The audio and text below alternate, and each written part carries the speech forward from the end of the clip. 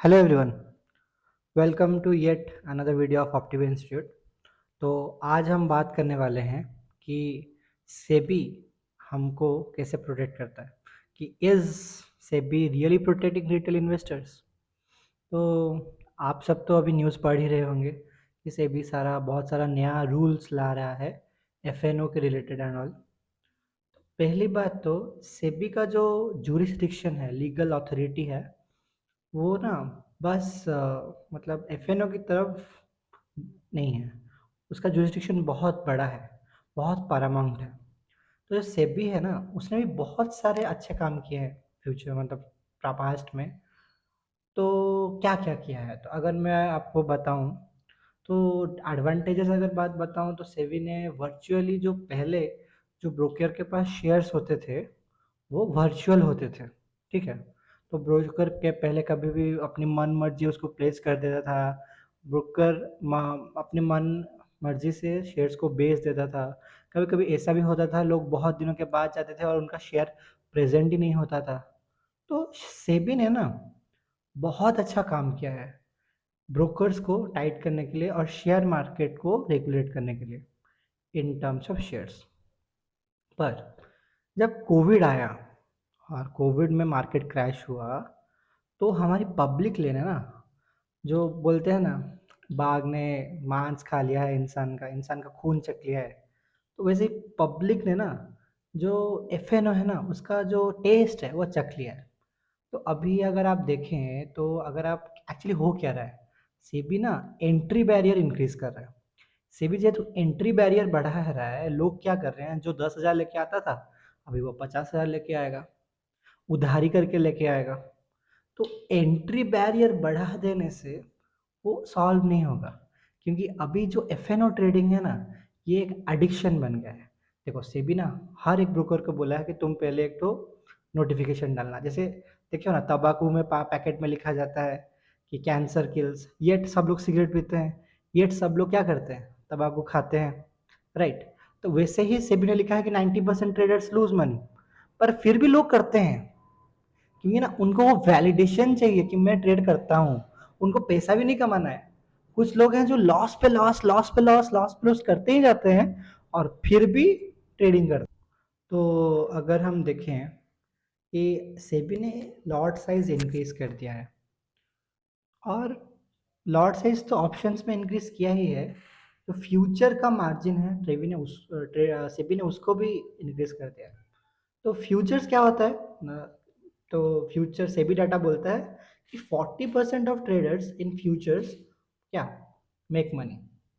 तो उसको क्यों इंक्रीज किया, रैदर अगर आप फ्यूचर्स का लॉट साइज कम कर देते और ऑप्शंस का इंक्रीज कर देते, तो लोग फ्यूचर्स में ज़्यादा जाते, और फ्यूचर्स में ज़्यादा स्कोप है, पॉसिबिलिटी है किसका, सक्सेस का, और लोग पैसा कमाते उधर। तो अब तो क्या ये हिपोक्रेसी ही हो गया ना। For example 90% of option traders lose money, तो 10% कौन कमाता है, 10% अल्गो कमाता है जो एल्गोरिथमिक ट्रेडिंग करता है।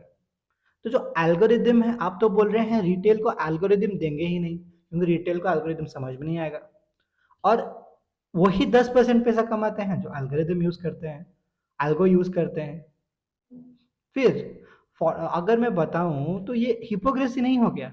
एक आप लोगों को फ्यूचर के लिए एंट्री बैरियर क्रिएट कर रहे हो जहां पे प्रोबेबिलिटी ऑफ सक्सेस ज्यादा है, और आप लोगों को एल्गोरिदम में यूज करने नहीं दे रहे हो, और आप इधर लॉट साइज भी बढ़ा रहे हो। तो इधर होगा क्या, जो आदमी पहले 10,000 लूज करता था वो अभी 50,000 लूज करेगा।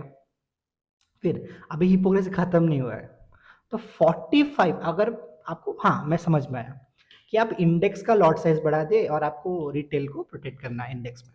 तो ये एनएससी को कौन अलाउ किया 45 न्यू कॉन्ट्रैक्ट्स लाने के लिए एफएनओ में फॉर स्टॉक्स। तो क्या आदमी बस इंडेक्स ट्रेडिंग में ही पैसा लूज करता है और स्टॉक्स में पैसा लूज नहीं करता है? तो इंडेक्स को कौन अलाउ किया, सेबी ही अलाउ किया है।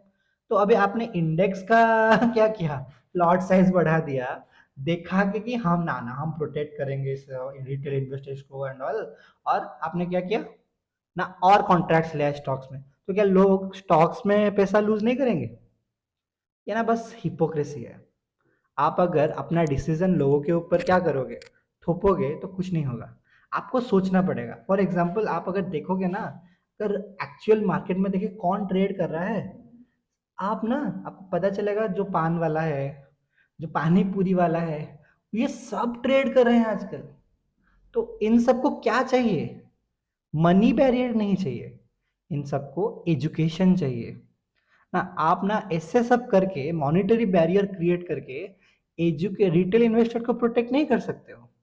रैदर आप उनको एजुकेशन सिखाओ। देखो, आप ऐसा भी कर सकते हो कि आप ना एजुकेशनल बैरियर ले आइए। कि आपने क्या किया ना, बोला कि आप एक एनआईएसएम का इक्विटी मार्केट का सर्टिफिकेट बनाओ, फिर ही जाके आप ट्रेड कर सकते हो।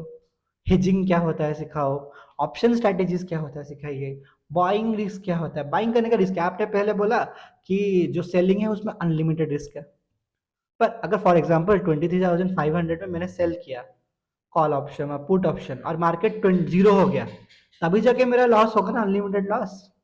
पर जीरो तो होगा नहीं। पर एक्चुअली लॉस हो कहाँ रहा है? लॉस तो ऑप्शन बाइंग में ही हो रहा है।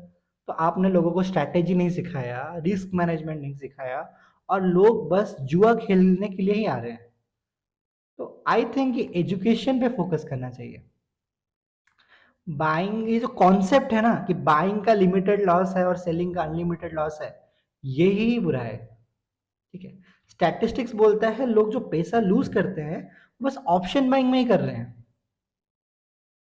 तो मतलब क्या बोलते हैं, अगर कोशिश करने से दुनिया खत्म मतलब चलती ना, तो नहीं होता। एजुकेशन चाहिए रिटेल को। अगर आपको रिटेल को सही में प्रोटेक्ट करना है, आपको रिटेल को एजुकेशन करना पड़ेगा।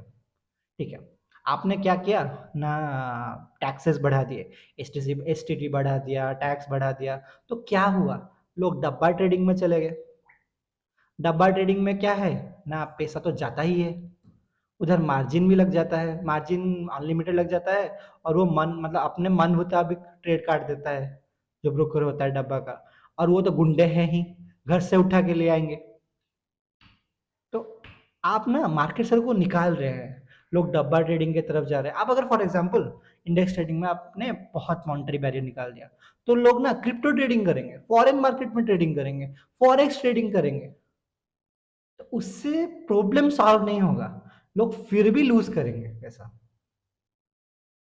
तो आपको फिर दूसरा बताता हूँ, ये इसका एक ही सॉल्यूशन है। अगर आप एक एनआईएसएम सर्टिफिकेट लाइए, उसको मैंडेटरी कीजिए, एजुकेशनल बैरियर बनाइए। rather than making monetary barrier, you should create educational barrier। जो मैं ये नहीं बोल रहा हूँ कि एनआईएसएम सर्टिफिकेट ले लिया तो बंदे के पास मतलब अनलिमिटेड नॉलेज हो गया, नहीं। कुछ तो ऑप्शन अंडरस्टैंडिंग रहेगा ना, ऑप्शन क्या होता है, हेजिंग क्या होता है, कैसे रिस्क को मैनेज किया जा सकता है, साइकोलॉजी क्या होता है, कुछ तो मालूम रहेगा। या अपने मन मुताबिक कुछ भी करते रहेंगे ये लोग, और ऐसे ही लूज करते रहेंगे। तो ये वीडियो बंद करने से पहले मैं आपको बताना चाहूँगा हमारे ऑप्टिवे इंस्टीट्यूट के ट्रेडिंग कोर्स के बारे में। हम ऑप्टिमे इंस्टीट्यूट में technical analysis, option strategy, option risk management, live trading, fundamental analysis और इन्वेस्टिंग, ये सब सिखाते हैं। हमारे बोथ ऑनलाइन और ऑफलाइन क्लासेस चलते हैं। अगर आपको ज्वाइन करना है तो आप इस नंबर पे कॉल कर सकते हैं। तो आप सब लोगों को क्या लगता है कि सेबी क्या सच में रिटेल इन्वेस्टर्स को प्रोटेक्ट करता है? अपने ख्याल कमेंट में दीजिए।